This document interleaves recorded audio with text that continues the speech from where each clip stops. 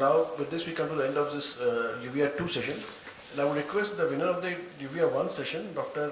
Aarti Rajkumar, to please come over and give her presentation so that we can compare the winner of 2 with 1 and we can have one finalist. Winner. So Dr. Aarti is going to present on clinical profile of patients with uveitis developing peripapillary choroidal neovascular membrane. So, good afternoon to one and all present here. As sir said, presenting on clinical profile of patients with uveitis developing peripapillary choroidal neovascular membrane. So, inflammatory CNVM is a dreaded complication associated with intraocular inflammation. Peripapillary CNVM is characterized by formation of new vessels between the inner collagenous layer of the Bruch's membrane and outer sensory retina, located within 1 disc diameter of the margin of the optic nerve head. Because of the anatomical location of the PPCNVM, it can be asymptomatic initially and become symptomatic later on with macular involvement. They are usually occult membranes and can pose significant diagnostic and therapeutic challenges. Coming to the methodology, we conducted a retrospective analysis in a uveitis clinic of a tertiary eye hospital between January 2015 to December 2019. Patients with inflammatory peripapillary CNVM were included in the study, and patients with CNVM due to other causes like trauma or degenerative diseases were excluded from the study. All patients underwent a comprehensive eye exam, ancillary laboratory testing to rule out underlying systemic etiologies. OCT-A was done to look for the CNVM, and all patients were treated with for active peripapillary CNVM with intravitreal anti-VEGF injection, which was repeated every 3 to 4 weeks. Patients were followed up every month till the activity of the CNVM was subsided. Coming to the results, there were 29 eyes of 20 patients. 45% showed bilateral disease. There was no gender predilection that was seen. The most common cause that was found in our study was multifocal choroiditis at 40%, and followed by VKH, which was seen in 25%. The most common symptom was diminution of vision at 95% and pain at 35%.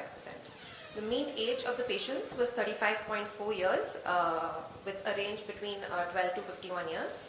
The duration between onset of uveitis and diagnosis of CNVM was 51.5 days, and the duration of follow-up was 1,533 days. The number of inactive cases of uveitis that developed CNVM were 10, and the active cases were also 10.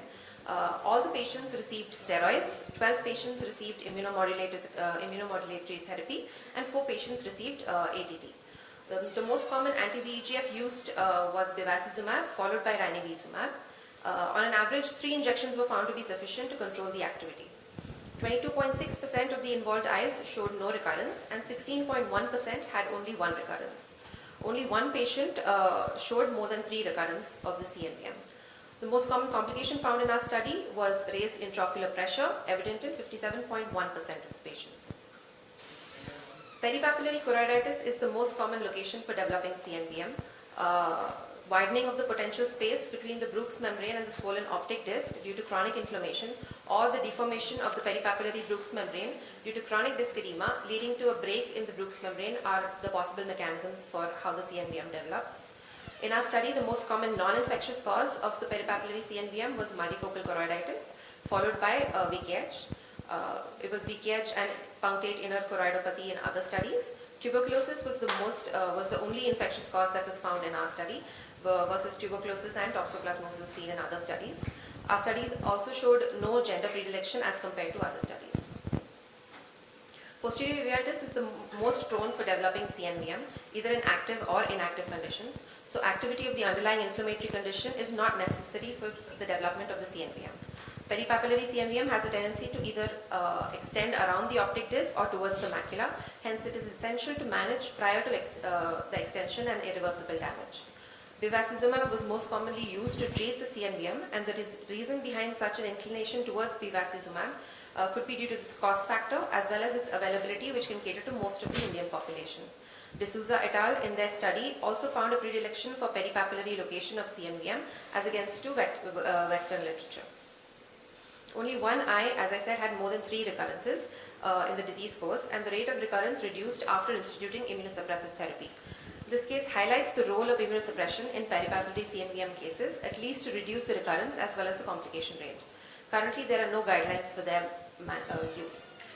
Most common complication found in our study was raised intraocular pressure, which could either be due to a steroid response or due to multiple intravitreal injections.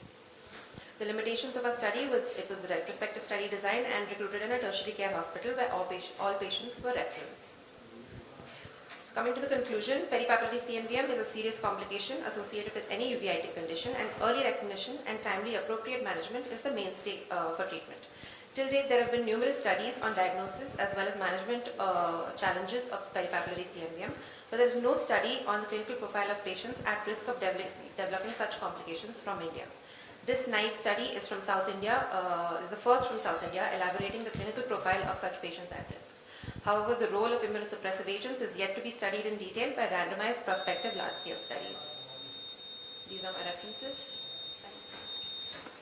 Thank you, Dr. Aarti. It was a nice presentation.